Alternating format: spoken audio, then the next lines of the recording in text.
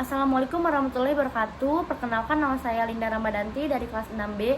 Di sini saya ingin menjelaskan PPT kelompok 1 dengan judul Pengembangan Organisasi.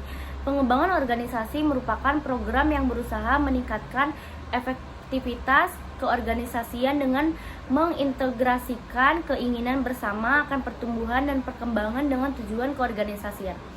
Selanjutnya ada A, definisi analisis organisasi. Analisis organisasi memegang peran urgent dalam memahami dinamika dan kesehatan suatu entitas, baik itu perusahaan, lembaga pemerintah, maupun organisasi non-profit. Dalam konteks bisnis, analisis organisasi membantu mengidentifikasikan kekuatan dan kelemahan internal, mendorong pengambilan keputusan yang terinformasi untuk meningkatkan efisiensi operasional, inovasi, dan keunggulan kompetitif. Selanjutnya di sini ada analisis organisasi memperhatikan peluang dan ancaman yang dapat timbul dari faktor-faktor eksternal berikut. Ada 1A, perubahan di pasar, 2 regulasi dan kebijakan, 3 perkembangan teknologi, 4 perubahan sosial dan budaya. Selanjutnya di sini ada berikut ini adalah penjelasan detail tentang beberapa aspek penting dalam analisis organisasi. 1. Struktur organisasi. Analisis struktur organisasi melibatkan pemahaman tentang bagaimana organisasi diorganisasikan dan bagaimana aliran komunikasi, dan ini termasuk mengidentifikasi tipe struktur organisasi. Yang kedua itu ada budaya organisasi. Budaya organisasi mencakup nilai-nilai norma dan keyakinan yang mendasari perilaku anggota organisasi. 3.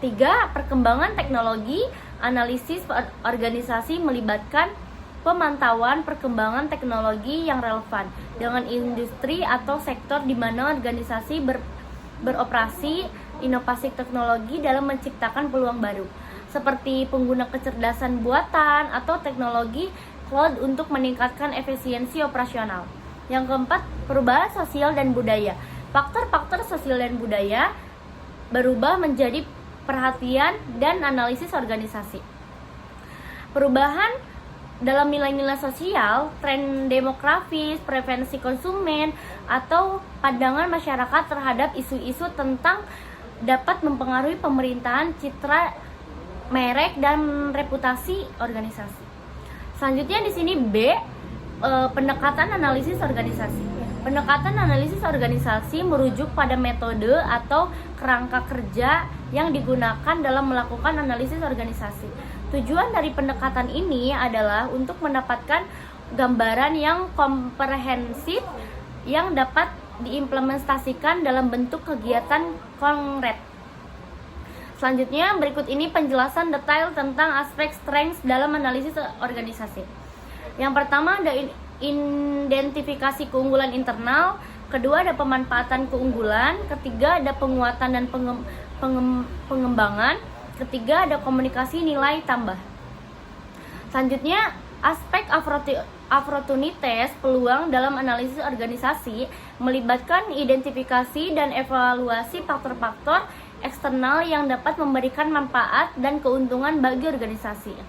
Berikut ini adalah penjelasan tentang aspek opportunities dalam analisis organisasi. Pertumbuhan pasar. Peluang dapat timbul dari pertumbuhan pasar yang potensial atau adanya peluang ekspansi bisnis. Misalnya, organisasi dapat mengidentifikasi pasar baru yang berkembang, segma pasar yang belum terjamah, atau permintaan yang meningkatkan untuk produk layanan tertentu. 2. Perubahan peraturan dan kebijakan. Dapat muncul akibat perubahan peraturan dan kebijakan pemerintahan yang menguntungkan organisasi. Misalnya, adanya insentif atau deregulasi di sektor tertentu dapat menciptakan peluang baru bagi organisasi. Selanjutnya ada 3, teknologi dan inovasi. Perkembangan teknologi dan inovasi dapat menjadi peluang bagi organisasi. Organisasi dapat mengidentifikasi teknologi baru yang dapat meningkatkan efisiensi operasional, memperluas kemampuan produk, atau memperkenalkan model bisnis yang baru. Yang keempat, perubahan preferensi konsumen.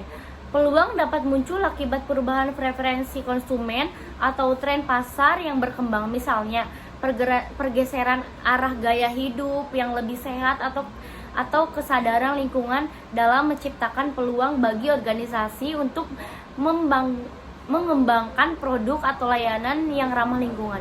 Organisasi dapat mengidentifikasi tren permintaan pasar seperti peningkatan. Selanjutnya ada C, bentuk analisis organisasi.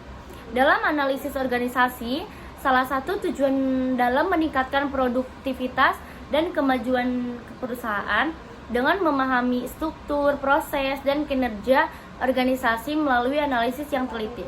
Perusahaan dapat mengidentifikasi area di mana efisiensi dapat ditingkatkan dan kemajuan dapat dicapai melalui analisis organisasi.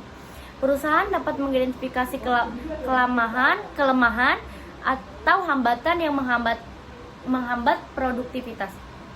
Selanjutnya, ada analisis pekerjaan. Memiliki manfaat yang signifikan bagi perusahaan. Berikut adalah beberapa manfaat utama dari analisis pekerjaan. Yang pertama ada penetapan yang tepat, kedua ada pengembangan karya yang terarah, ketiga ada evaluasi kinerja yang objektif, keempat ada perencanaan sumber daya manusia yang efektif. Berikut penjelasan tentang bagaimana analisis kinerja dapat menunjang produktivitas dan kemajuan perusahaan. Pertama ada evaluasi kinerja yang terukur. Melalui analisis kinerja perusahaan dapat mengukur kinerja individu dan tim secara objektif. Evaluasi dilakukan berdasarkan kriteria yang telah ditetapkan sebelumnya, seperti tujuan yang telah disepakati, standar kerja, atau kompetensi yang relevan.